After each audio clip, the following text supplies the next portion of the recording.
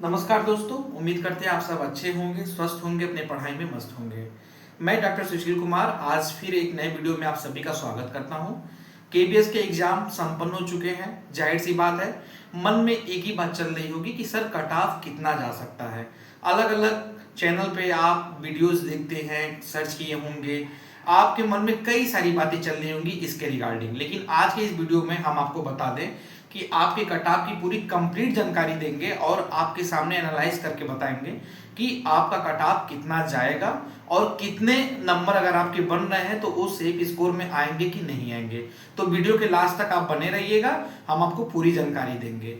देखिए, जनरली क्या है, केबीएस का एग्जाम हो गया और जहां तक मतलब मुझे फीडबैक मिला सब बच्चों से, सबका एक ही था कि सर एग्जाम का पेपर अच्छा आया था, हमें कोई इशू नहीं हुआ, पेपर अच्छे से हमने अटेम्प्ट कर लिया, कोई हमें दिक्कत नहीं फेस करनी पड़ी। बात सही है। बहुत ऐसे भी बच्चे थे कि जिनका यहाँ पे था कि सर पेपर का लेवल हम हार्ड भी नहीं बोलेंगे, पेपर का लेवल हम बहुत आसान भी नहीं बोलेंगे, हाँ लेकिन एक मॉडरेट लेवल का पेपर था। कुछ क्वेश्चन ऐसे थे कि जो क्वेश्चन उलझाऊ थे और वो अंतोगत्वा जाके फंस रहे थे, लेकिन हमने उनको भी किसी तरीके से अटेम्प्ट कर लिया। एक तो बातें हैं। अब यहाँ पे सबसे बड़ा सवाल होता है कि सर कट ऑफ क्या जाएगी, किस तरीके से कॉपी वहां पे चेक होगी, नंबर हमें कितना मिलेगा, कैसे क्या होगा, तरह तरह की बातें आती हैं। तो देखिए, मैं आपको बता दूं कि आपका डिस्क्रिप्टिव पेपर था प्लस आपका एमसीक्यू पेपर भी था। लेकिन डिस्क्रिप्टिव पेपर के बारे में एक बात मैं आपको बता दूं, कोई भी यूट्यूबर आपको नहीं बताएगा। सब लोग जो है अपना अपना एक आकलन देते हैं, लेकिन एक इंटरनली आपको बात बता दूं जो कि बहुत जेन्युइन बात है कि जब भी इस तरीके का जब पेपर होता है जहां सिलेक्शन की बात आती है, जो पैनल बैठता है, जो कॉपी जो चेक करता है, उसके ऊपर एक मानसिक प्रेशर रहता है। मानसिक प्रेशर ये रहता है कि कॉलेज की कॉपी में अगर हम गलती कर देंगे तो वो कभी जो है सामने नहीं आएगी, वो डिकोड नहीं होगी। अगर हम किसी बोर्ड की कॉपी को अगर हम चेक कर रहे हैं तो उसकी भी गलती जो है छुप जाती है, वो सामने नहीं आएगी।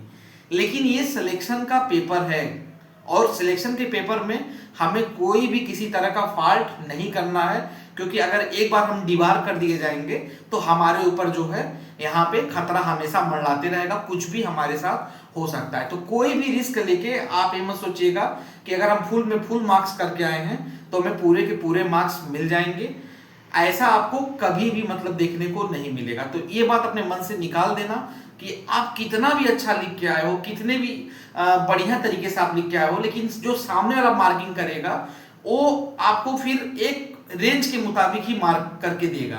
कि अगर जैसे मान लो कि मैं एग्जांपल दे रहा हूं कि अगर आप 10 नंबर का क्वेश्चन बहुत बढ़िया से आप लिख के आ रहे हो, खूब तरह तरह के पेन्स उसमें यूज करके आ रहे हो, डायग्राम बना के आ रहे हो, बहुत सारी चीजें दे रहे हो, तब उसमें ये होगा कि ये पॉसिबिलिटी है कि चलो 10 में आपको 9 नंबर या 8 नंबर तो वो दे के जाएगा बंदा, उससे नीचे नहीं जाएगा।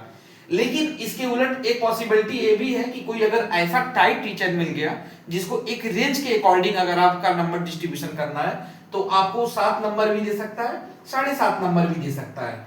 तो ये एक लक की बात होती है कि उस समय सामने वाला पेपर कैसे चेक कर रहा है, किस हिसाब से वो पेपर चेक कर रहा है।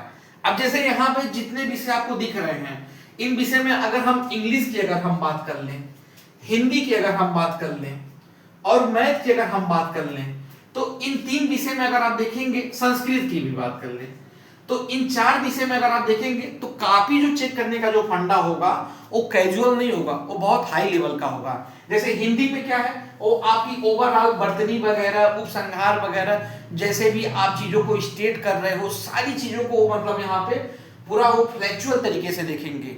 तो इसमें भी मतलब ये नहीं है कि आप बहुत बढ़िया लिख के आए हो तो पूरा का पूरा नंबर आप उठा ले जाओगे। भाई आपका बोर्ड का एग्जाम नहीं है या आपका कॉलेज का एग्जाम नहीं है।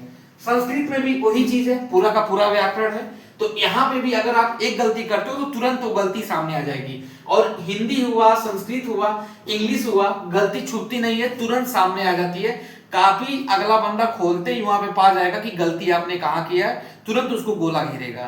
तो इस चीज का यहाँ पे आपको ध्यान देना है। मैथ एक ऐसा सब्जेक्ट है कि मैथ में एक सबसे अच्छी बात तो यह है कि अगर आपने सही में सही किया है तो पूरा का पूरा नंबर पाएंगे, और अगर आपने गलत किया है तो फिर वो नंबर अच्छे से काटे जाएंगे।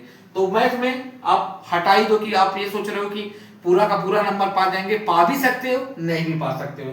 तो ये 4 विषय मैंने आपको एक्सेप्शनल जो है केस में बता दिए। तो एक जो नैरेटिव जो फैलाया जा रहा है, जैसे कि बच्चों के जरिए ही मुझे मालूम चला कि सर क्लास में बात हो रही थी 70 से 75 की बात हो रही थी, ईएमआरएस में जाएगा, उससे नीचे नहीं जाएगा। सर 80 प्लस की भी बात हो रही थी, उससे नीचे नहीं जाएगा। सर फला सर बोल रहे थे कि 82 प्लस जाएगा, ये सर बोल रहे थे 77 के आसपास रहेगा, ये सर बोल रहे थे कि हाँ 71 से 72 के आसपास रहेगा। तो एक तरह का ये नैरेटिव फैलाया जा रहा है और ये बहुत ही फेक नैरेटिव है, बहुत ही गंदा नैरेटिव है।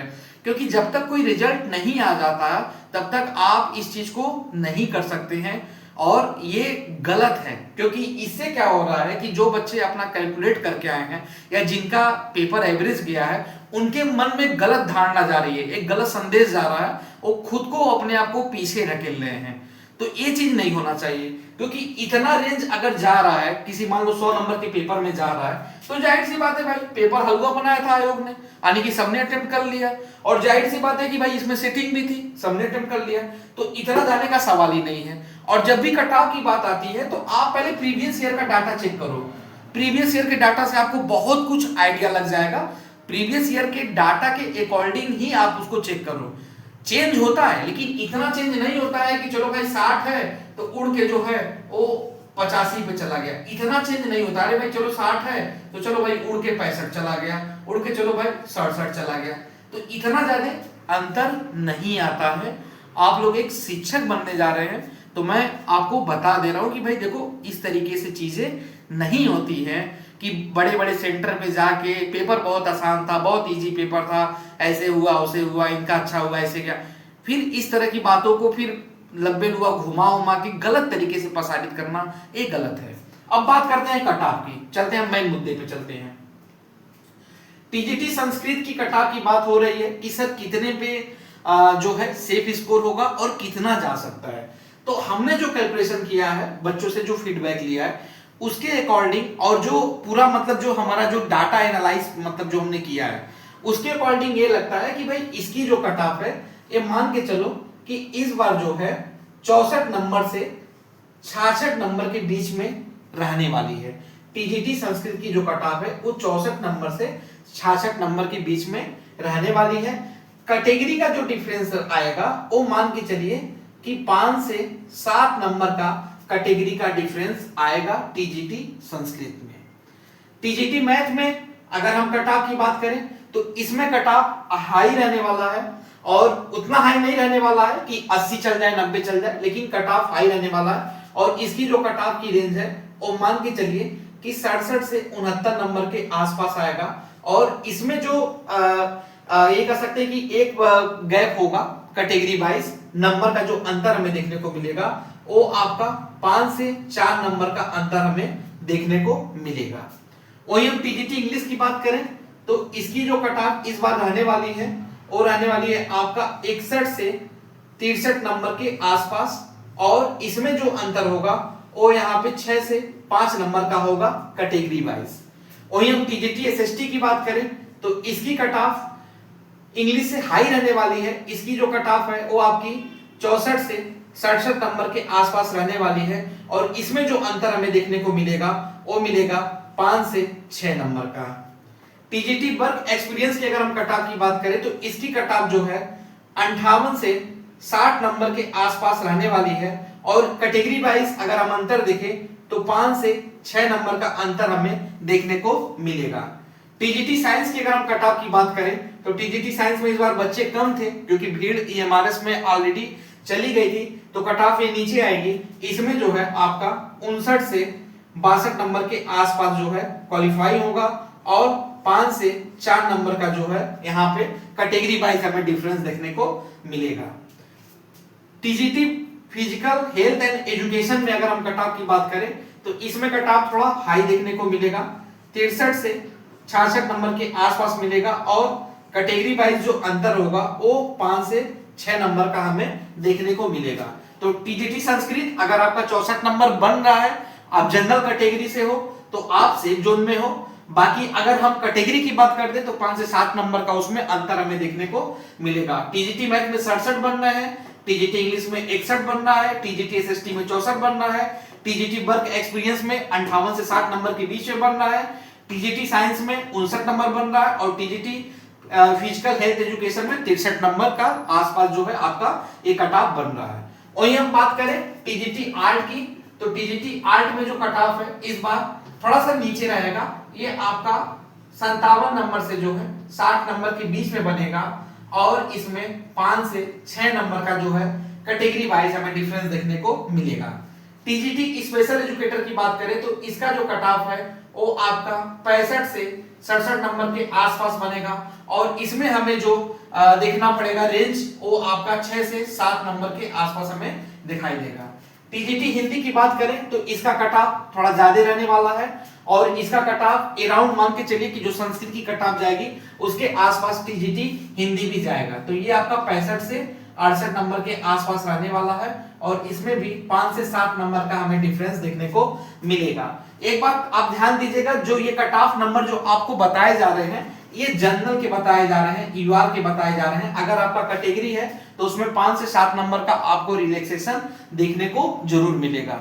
तो ये मैंने आपको यहाँ पे ओवरऑल कट ऑफ जो है बता दिया। कोई यहाँ पे गलत नहीं, गलत भावना से नहीं, कोई गलत चीजें नहीं जो यहाँ पे फैलाई जा रही है या आपको बताई जा रही है, सीधा क्लियर कट हमने यहाँ पे बता दिया। हम वो यूट्यूबर नहीं है कि हम जाएंगे लंबे लंबे वहां पे बातों को लिखेंगे फिर उसमें आपको बताएंगे कि किसी की हैंड राइटिंग ऐसी होती है, किसी का लिखने का तरीका ऐसा होता है तो ऐसा होता है, तो इसके अकॉर्डिंग ये है उसके अकॉर्डिंग ये है।